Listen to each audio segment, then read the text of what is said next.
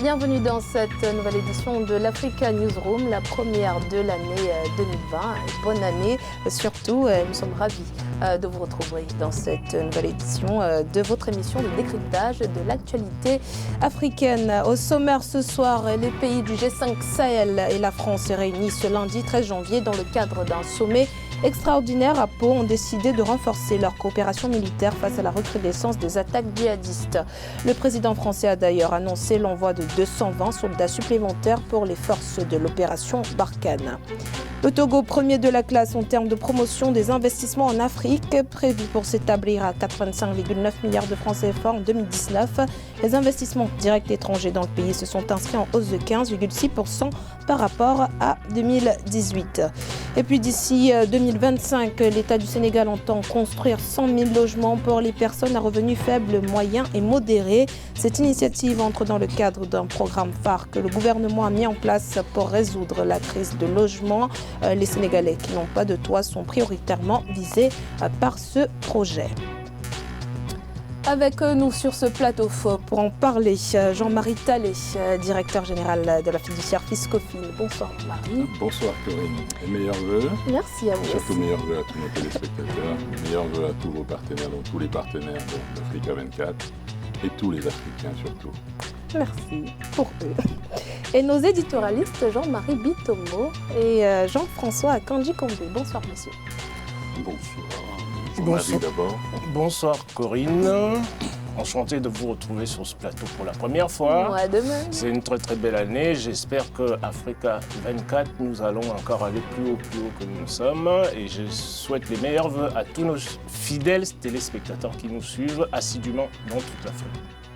Bonne et merveilleuse année, bien sûr, chère Corinne, et puis merci à vous également. à l'Afrique tout entière et à celles et ceux qui nous regardent en ce moment. Et je me réjouis de ce très beau plateau, mais je ne souhaiterai la bonne année à mes compères que plus tard. Alors, sur ce, on démarre tout de suite avec l'actualité politique.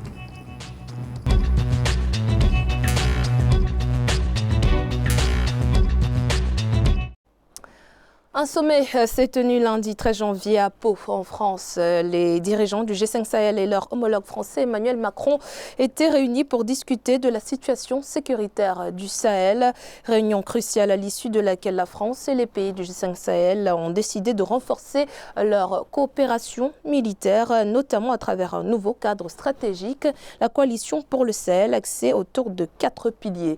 Les chefs d'État ont également lancé un appel aux partenaires internationaux. Inquiétude et interrogation au sein de la population au Niger, alors que le gouvernement a revu à la hausse le bilan de l'attaque du camp militaire de Chinagoder à la frontière malienne. 89 soldats sont tombés sur le champ d'honneur et 77 terroristes ont été neutralisés selon un communiqué publié dimanche 12 janvier par le gouvernement. Dans un premier bilan, la mort de 25 soldats avait été annoncée. Nous sommes en temps de guerre, c'est eux qui le disent. Éliminons le politique. Disons au gouvernement, toutes ces zones qui sont en insécurité doivent être gérées par des militaires et non par des politiciens. Cette attaque est intervenue moins d'un mois après celle d'Inates, dans la même zone qui s'est soldée par la mort de 71 soldats nigériens. Le 25 décembre, une embuscade contre un convoi d'une mission d'agents de la commission électorale s'est soldée par 14 victimes dans les rangs des forces armées nigériennes près de Sanam, toujours non loin de la frontière malienne. Comment est-ce qu'on va continuer à enregistrer ces tas de morts régulièrement? Et malheureusement pour nous, on ne tire pas de leçons. On ne cherche pas à savoir c'est quoi la faute de gouvernance de ce système-là qui fait qu'aujourd'hui on a ce résultat macabre. Selon les Nations Unies, la liste des victimes des attaques terroristes s'est considérablement allongée ces 3 dernières années au Niger, au Burkina Faso et au Mali, où plus de 4000 morts ont été enregistrés en 2019 contre 770 en 2016. Ce lundi à Pau, lors de la conférence de presse de clôture du sommet, le président du Burkina Faso, Roch-Marc Christian Kaboré, s'est exprimé sur la question. On l'écoute. C'est cela qui nous amène à demander donc et à travailler à ce qu'il y ait une coalition internationale. Et cette coalition internationale, évidemment, regroupe aussi bien, je dirais, la France, les pays du G5, nous avons l'Union africaine, l'Europe et tout autre partenaire qui veut participer à cette coalition internationale Sahel que nous avons décidé de mettre en place.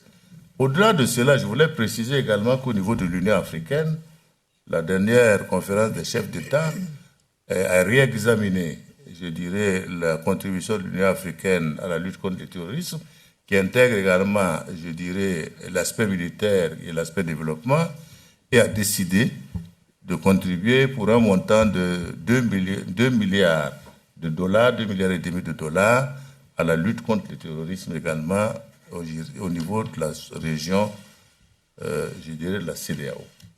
Alors, c'est pour dire que nous comptons sur l'ensemble des partenaires pour accompagner l'ensemble de ce mouvement. Et ce que nous avons retenu, c'est qu'il nous faut des résultats probants rapides. Parce que nous jouons tous la crédibilité de chaque pays ici présent et la crédibilité de la coalition de façon générale, parce qu'il peut avoir le sentiment qui ressort que nous ne sommes pas capables de pouvoir gérer le défi que nous avons en face. Alors Jean-François, suite à cette rencontre, est-ce qu'on peut dire que la coopération entre les pays du G5 Sahel et la France, les bases en tout cas, est-ce qu'on repart sur de meilleures bases dans cette coopération? Corinne, sur cette question qui est une question grave, il ne faut pas, je pose de mon point de vue comme préalable de prendre en compte les personnes. Parce qu'après tout, ce sont ces personnes-là qui sont les victimes de la crise. On oublie toujours que l'enjeu de toutes ces batailles, y compris des batailles idéologiques, il y a des personnes, des vies qui sont derrière, il y a des existences qui sont derrière. Maintenant, il est clair que le sommet de Pau était très mal parti. Il était très mal parti, il est révélateur d'un climat en Afrique, y compris d'un climat intellectuel qui marque une nouveauté dans l'évolution des rapports entre l'Afrique et l'Occident d'une manière générale, et surtout avec la France. Prévu le 16 décembre, voilà, avec la France en particulier. Voilà, il a été reporté, et il a été reporté après des protestations qui sont des protestations très légitimes qu'il faut entendre. L'Afrique d'aujourd'hui n'est plus l'Afrique des années 60, ce n'est plus l'Afrique des années 80. Et la jeunesse africaine, en particulier aujourd'hui, a un certain nombre de revendications et la diplomatie française doit en tenir compte. Nous y reviendrons tout à l'heure pour voir si on en a tenu compte. Mais elle doit en tenir compte. Mais en même temps, je pense que nous, Africains, nous ne pouvons pas faire l'économie d'une attitude. Face à ça, il faut peut-être un peu prendre de recul et examiner froidement l'état des relations avec la France en particulier, avec l'extérieur, et ce qui relève de notre responsabilité aussi. Ce que je veux dire, c'est qu'il y a derrière les discours très exaspérés qui se produisent aujourd'hui, parce qu'il y a exaspération, il y a un certain nombre de fantasmes. Et il faut faire attention à ces fantasmes-là, parce qu'ils peuvent être aussi dangereux pour la Jean-Marie Tallet, vous souhaitez Oui, alors je souscris intégralement à ce que vient de dire Jean-François. Et en même temps, je voudrais dire de manière beaucoup plus approfondie encore, comme il l'a dit. Vous voyez, tout ça arrive dans un contexte politique et social extrêmement difficile en Afrique, où on relève beaucoup d'oppositions, et beaucoup d'oppositions sociales des sociétés africaines, de manière globale. Ce n'est pas simplement des sociétés africaines, des pays du G5 Sahel, c'est de manière globale en Afrique. Mais quelque chose qui saute un petit peu à l'analyse, c'est qu'on a un pays phare qui est au front, qui est attaqué, pour lequel les Africains ont le moins de sympathie, c'est la France. Et il faudrait qu'on mette les pieds dans le plat pour dire les choses telles qu'elles sont. Ce sommet, justement, devait clarifier la stratégie de la lutte antiterroriste et la présence de la force Barkhane dans le Sahel. Dans cette clarification, il faut se dire des vérités. Et Jean-François l'a si bien relevé tout à l'heure. Il faut se dire des vérités parce que ça part déjà des accords de coopération et ça part aussi du fait que toutes les forces qui ont été déployées dans le G5 Sahel n'ont produit aucun résultat positif à ce qu'on voit aujourd'hui. On ne voit que des désastres, on ne voit que des calamités, on ne voit que des morts. Ce qui expliquerait peut-être la montée du sentiment anti-français. Oui, mais c'est-à-dire que ça ne résout rien jusqu'à aujourd'hui. Beaucoup de gens se sont engagés des institutions à accompagner autant matériellement, financièrement et même dans l'idéologie politique ou une certaine idéologie d'analyse sociale, l'Afrique pour la résolution des problèmes, mais il n'y a rien qui a été fait. Ce sont des grands mots qu'on a posés sur la table, mais on n'a apporté aucune solution viable. Et il y a derrière ça des êtres humains. Ce sont des humains dont on parle. On ne traite pas des objets, des cartons, des choses comme ça. Ce sont des humains et beaucoup d'Africains. Vous avez vu quelque chose qui s'est passé récemment. Il y a eu 13 soldats français qui en étaient morts. Jusqu'aujourd'hui, je suis persuadé que même le peuple français n'a jamais exactement compris, même si on nous dit que c'était au cours des batailles ou c'était un accident, ça s'embrouille comme ça en général, mais il y a beaucoup d'Africains, ça se passe chez eux, qui en périssent tous les jours. Et derrière, vous avez la trajectoire historique de l'Afrique, culturelle de l'Afrique, la mémoire de l'Afrique qui est pillée, qui est détruite. Ça veut dire qu'en gros, on déshumanise l'Afrique et on détruit l'Afrique de sa substance première. Alors, qui est sa culture, et ça pose un problème. Jean-Marie Bitomo, M. Taleb parlait de la théorie qui n'est pas vraiment mise en pratique. Alors le président français, durant ce sommet, a parlé d'un changement de méthode dans cette coopération entre les pays du G5 Sahel et la France. Qu'est-ce qui, selon vous, pourra marcher maintenant? Ils ont parlé d'une nouvelle force, la coalition pour le Sahel qui sera mise en place. Comment est-ce que ça va être différent de ce qui ne marchait pas avant? Excusez-moi Corinne, d'habitude j'ai dit sur ce plateau, je suis pessimiste tout simplement. Pourquoi? Parce que, comme Jean-François le disait tout à l'heure, j'ai dit toujours, vous avez des grandes messes où on se réunit. Mais on ne prend pas en compte les problèmes fondamentaux de l'Afrique en tant que tel. On se réunit, on oublie que les Africains, si vous voulez, aujourd'hui pensent différemment. Et que là-dessus, mes deux collègues du plateau ont abordé pratiquement tous les problèmes, à savoir les accords de coopération qui ont été signés. Comment se fait-il que, je me pose une question relativement simple, des interventions, il y en a en Afrique depuis pratiquement 4-5 décennies aujourd'hui. Ouais. Et vous avez ces interventions-là qui ne se terminent jamais. Chaque fois que vous avez une intervention, si vous voulez, des pays extérieurs sur un territoire africain, c'est la dislocation et la déstabilisation complète et totale. Je ne vois pas ce qui va changer, si vous voulez, par rapport au discours de Macron. Il faut tout simplement prendre en compte les convictions intimes des Africains qui ont envie de s'assumer eux-mêmes aujourd'hui. Mais est-ce qu'ils ont la capacité de le faire? Parce qu'il ne suffit pas de vouloir. Non. La capacité, nous l'avons. Nous avons la capacité. C'est ce que je dis toujours, Corinne. On veut toujours nous faire comprendre qu'en Afrique, nous n'avons pas, comment dirais-je, de moyens de pouvoir mettre en place nos politiques. Si nous les avons, ces moyens-là. Si on part tout simplement, c'est-à-dire, on nous parle souvent de la richesse mondiale. Cette richesse mondiale-là émane d'où? Nous regardons ce qui se passe, si vous voulez, dans ce qu'on appelle les pays dits développés. Mais la matière première découle d'où? C'est ça la question qu'il faut se poser. Quand on parle d'industrialisation... Nos dirigeants devraient justement être... comment on dit, leur gouvernance devrait dans ce cas être remise en cause. La gouvernance devrait être remise en cause tout simplement. Pourquoi? Parce que, nous ne cachons pas, nous savons bien, si vous voulez, en back-office, comment est-ce que le jeu se joue. Ici, là, sur le plateau, nous le savons très très bien. Donc maintenant, on nous laisse, si vous voulez, nous savons par qui les ficelles sont tirées. Et qu'est-ce qui se passe globalement? Beaucoup, justement, pour les globalement, qu'est-ce qui se passe, Corinne? Ils pensent tous que c'est la France qui mène la barre en ce moment. Le problème, c'est que... Je vais aller jusqu'au bout. Ce sont les pays du Sahel qui sont ensemble, si vous voulez, là-dessus. Moi, je me pose une seule question. Il y a M. Taleb qui a posé la question là tout à l'heure. On n'a pas compris comment s'est produit l'accident des hélicoptères, ainsi de suite. Est-ce que vous pouvez me faire comprendre que la France, avec la force militaire qu'elle a, elle est incapable d'éradiquer, comment dirais-je, des mouvements terroristes au Mali? Point d'interrogation. J'attends qu'on me donne la réponse là-dessus. Donc, ça sont des faits. C'est pas uniquement, c'est pas de la théorie. Il en parlait tout à l'heure là, M. Taleb. On nous parle de théorie à chaque fois. On brasse des grands mots. On s'est réunis à tel ou tel endroit. Pourquoi M. Macron n'est pas parti en Afrique pour aller voir des Africains?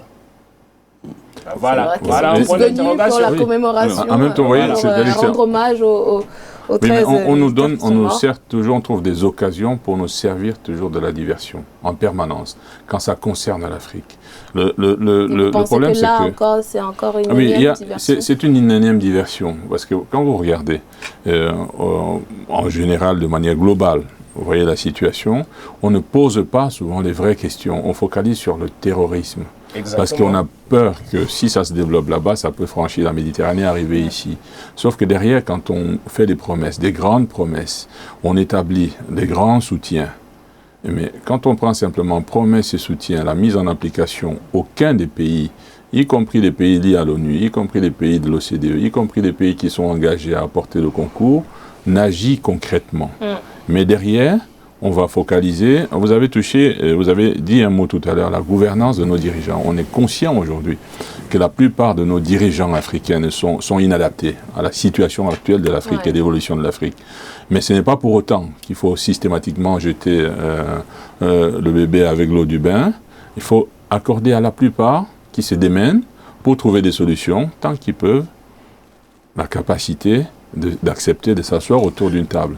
Mais qu'ils apprennent à faire asseoir les gens autour de la table chez eux en Afrique. C'est en Afrique que ça se joue. Le sommet de Pau et la question du terrorisme dans le Sahel doit être aussi une occasion pour réfléchir justement aux questions de fond et pas rester juste sur la vague des écumes. Et sur le sommet de Pau, moi je me pose un certain nombre de questions. D'abord, est-ce qu'on a bien identifié le problème? Est-ce qu'on a bien identifié le phénomène?